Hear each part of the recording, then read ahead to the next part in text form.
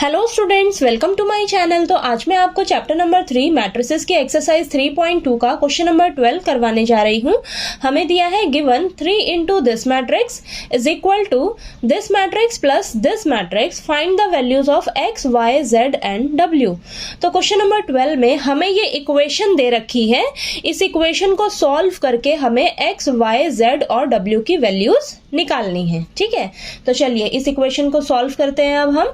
तो देखिए इस मैट्रिक्स के बाहर मल्टीप्लाई में हमारे पास क्या है, 3 है।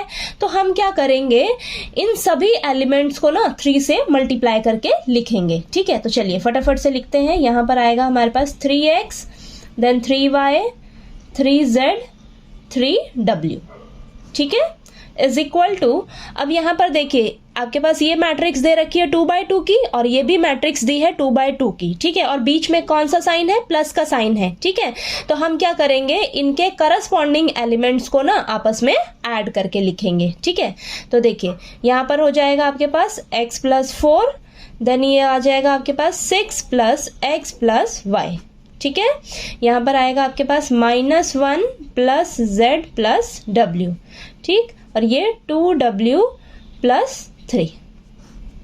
ठीक है, ये आ गया आपके पास। अब ध्यान से देखिए, यहां पर आपके पास ये 2/2 की मैट्रिक्स है और ये भी 2/2 ऑर्डर की मैट्रिक्स है, और बीच में दोनों मैट्रिक्स के बीच में कौन सा साइन है, इक्वल टू का साइन है। ठीक है, इक्वल टू का साइन है, यानी कि ये मैट्रिक्स इस मैट्रिक्स के इक्वल है। ठीक है, दोनों मैट्रिक्स एक दूसरे के इक्वल है। इक्वल है तो क्या हो जाएगा, इनके करस्पॉन्डिंग एलिमेंट्स भी एक दूसरे के इक्वल हो जाएंगे। ठीक है, तो अब हम क्या करेंगे, इनके करस्पॉन्डिंग एलिमेंट्स को ना कंपेयर करके लिखेंगे। ठीक है, यानी कि ये वाला एलिमेंट किसके इक्वल हो जाएगा, इस एलिमेंट के। तो चलिए यहाँ पर लिखते हैं 3x is equal to x plus 4। ठीक है, अब ऐसे ही ये वाला एलिमेंट इस एलिमेंट के इक्वल हो जाएगा। तो यहां पर लिखेंगे हम 3y is equal to 6 plus x plus Y.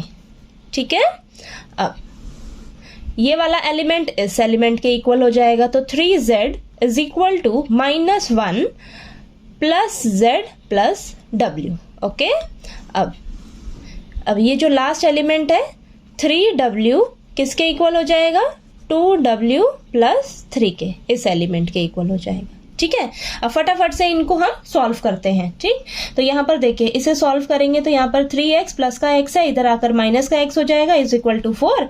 तो यहाँ पर आएगा आपके पास 2x इज इक्वल टू 4। तो x की वैल्यू यहाँ से हमारे पास क्या निकल कर आ जाएगी, 4 डिवाइडेड बाय 2।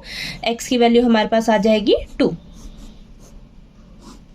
ठीक है, यहाँ पर देखिए x की वैल्यू 2 निकल कर आ गई। ठीक है, अब इस इक्वेशन को सॉल्व करते हैं। तो यहाँ पर जो हमारे पास x की वैल्यू आई है ना 2, यहाँ पर हम रख लेंगे। ठीक है, x की वैल्यू हमें मिल गई है, तो यहाँ x की जगह हम 2 रख लेंगे अब। ठीक है, तो हमें y की वैल्यू मिल जाएगी। तो यहाँ पर 2 रखिए और ये प्लस का y एज इट इज। ठीक है, तो ये प्लस का y है, इधर लेकर आएंगे हम इस साइड तो माइनस का y हो जाएगा, और ये 6 प्लस 2 कितना हो जाएगा हमारे पास, 8। ठीक है, और यहाँ पर इसे सॉल्व करेंगे तो 2y is equal to 8, then y is equal to 8। 2 multiply में है, डिवाइड में आ जाएगा, 2 और 8 आपस में कैंसिल होंगे। ठीक है, तो हमारे पास क्या बचेगा, y की वैल्यू 4। ठीक है, तो ये देखिए y की वैल्यू 4 आई है आपके पास। ठीक, अब देखिए अब इस इक्वेशन को सॉल्व करते हैं। ठीक है, तो इस इक्वेशन में हमारे पास क्या है, z है और w है। ठीक है, तो यहाँ पर आपके पास दोनों का ही वैल्यू हमें नहीं पता है। ठीक है, तो अब इस इक्वेशन को अगर आप देखेंगे तो इस इक्वेशन को हम सबसे पहले सॉल्व करके ना यहाँ से w का वैल्यू निकाल लेंगे, फिर इस w की वैल्यू को हम इस इक्वेशन में रखकर z का वैल्यू निकालेंगे। ठीक है, तो सबसे पहले हम इस इक्वेशन को सॉल्व कर लेते हैं। तो 3w है, प्लस का 2w है, इधर आकर माइनस का 2w हो जाएगा, और ये 3 एज इट इज। ठीक है, तो यहाँ पर आपके पास सिर्फ w बचेगा। ठीक है, और ये w इज इक्वल टू 3, तो यानी कि w का वैल्यू आपके पास कितना आ गया, 3 आ गया। ठीक है, अब इसकी वैल्यू हम क्या करेंगे, इस इक्वेशन में रख लेंगे। तो यहाँ 3z is equal to -1 plus z, यहाँ w की जगह हम क्या रखेंगे अभी, 3। ठीक है, तो अब देखिए प्लस का z है, इस साइड लेकर आएंगे तो हमारे पास क्या हो जाएगा, माइनस का z, और ये -1 प्लस का 3, तो प्लस का 2 बचेगा हमारे पास। ठीक है, और यहाँ पर 3z माइनस z कितना आएगा आपके पास 2z इज इक्वल टू 2। अभी भी z के साथ 2 मल्टीप्लाई में है तो इधर आकर डिवाइड में आ जाएगा। ठीक है, तो ये आपस में कैंसिल होएगा तो आपके पास देखिए z की वैल्यू क्या बचेगी 1। ठीक है, तो देखिए सभी का वैल्यूज निकल गया हमारे पास। x की वैल्यू हमारे पास 2 आई है, y की वैल्यू 4 आई है, z की वैल्यू 1 आई है और w की वैल्यू हमारी 3 निकल कर आई है। ठीक है, तो देखिए ये क्वेश्चन बहुत ही इजी था, 12th क्वेश्चन। ठीक है, बस हमें ये इक्वेशन दे रखी थी, इस इक्वेशन को आपने ध्यान से सॉल्व करके x, y, z और w का वैल्यू निकालना है।